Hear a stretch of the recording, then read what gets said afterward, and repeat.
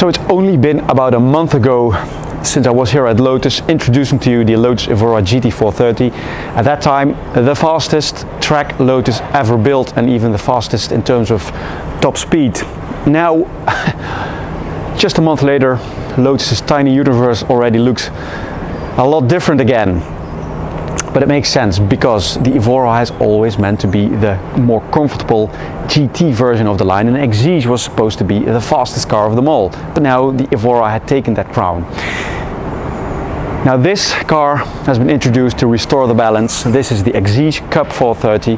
As the name implies, and what logic thinking could have already made you conclude, they transferred the engine of the Evora GT430 into the Exige, making it the fastest ever track Lotus. Again, as it's supposed to be, really. So it took Lotus a lot of work, and they had to rehomologate the entire car to actually make that engine with a charge cooler fit, so they could bump the power up to 430 horsepower and 440 Newton meter.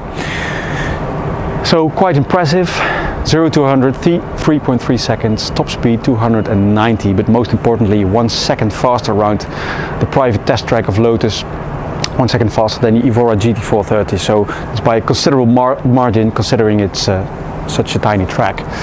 So let's have a quick walk around and see what's what on this car. Most of the work that has been done on this car has been done underneath the skin, but there are some differences, most notably the front.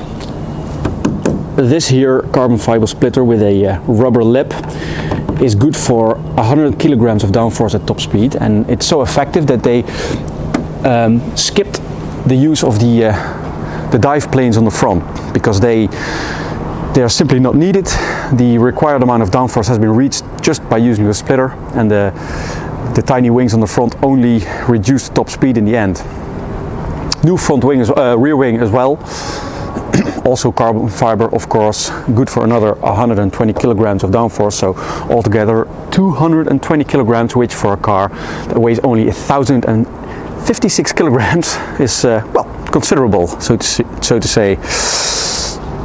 Other details that we already know from the Exige, of course, titanium exhaust, aluminum diffuser, lightweight wheels, massively oversized AP Racing brakes with the J-hook profile to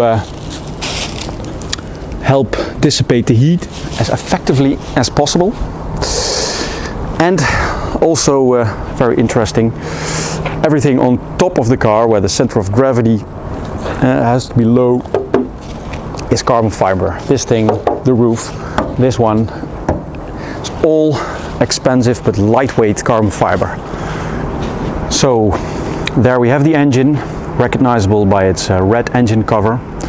437 PS, 430 bhp, a water to air intercooler, which means that the water gets cooled by a little radiator on the front, and then is used to cool the charge air as it goes into the engine. But if we look into the engine bay right over there, you can see another important feature of this car: three-way adjustable dampers from Nitron all around, so separate high and low speed inbound and separate rebound settings to make sure it handles just the way you like it.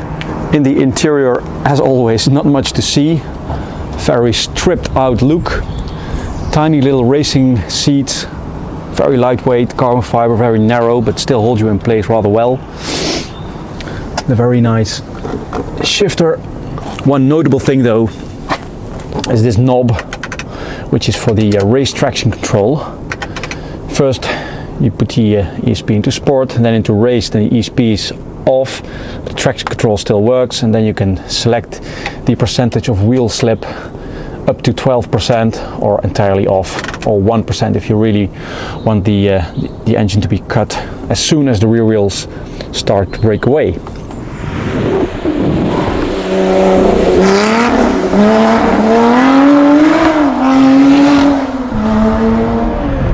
So we're on board with the Lotus Exige Cup 430.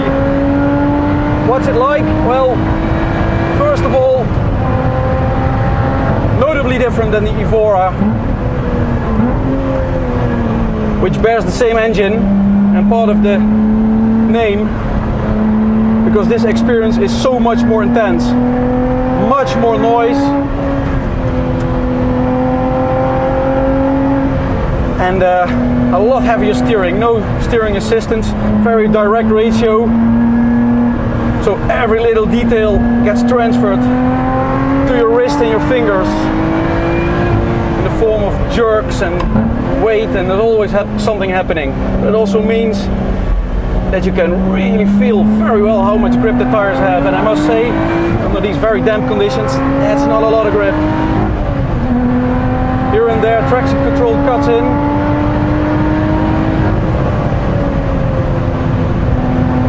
and then still under these difficult conditions, I read about 150 kilometers an hour there, not bad. And then when you open the power, accelerate up to 220 here, put your foot on the brake, you don't even have to press the brake, just put your foot on it,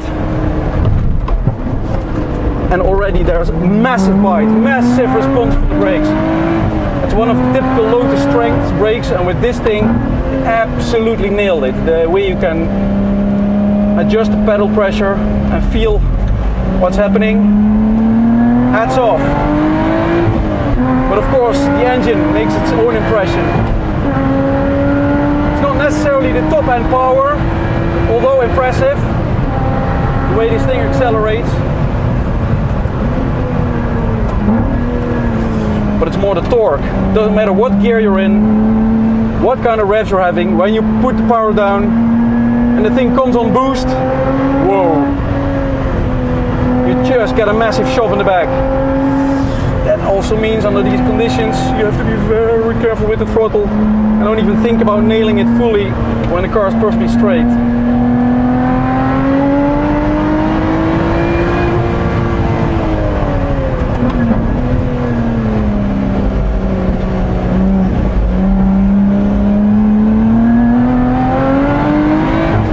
Shifting feel, as with all other Lotuses, massively improved recently, and shifting gears on the Lotus used to be a pretty frustrating affair, but now you hardly ever miss a shift.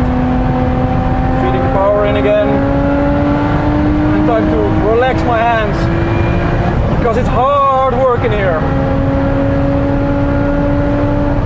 but massively rewarding as well.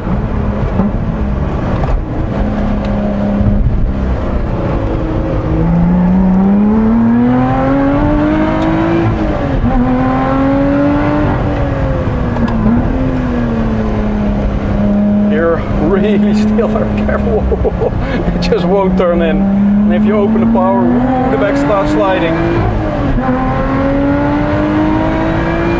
Yeah, you know, Lotus have been presenting a lot of models these days lately. So you might think another action model to make quick cash, but no, they have raised the bar again, reinvented their machinery on detail level, and ended up with something that's altogether a lot more faster, even more exciting, more controllable, and in the end more desirable for that, which sort of justifies the by now quite high price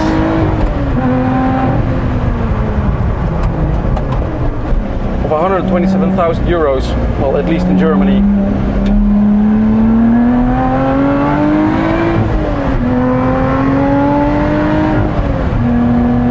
Massively impressive how this car can give you the faith to, just within a couple of laps, start exploring the limits. Not quite crossing them, but at least getting a bit of a feel of the car, not having to be afraid.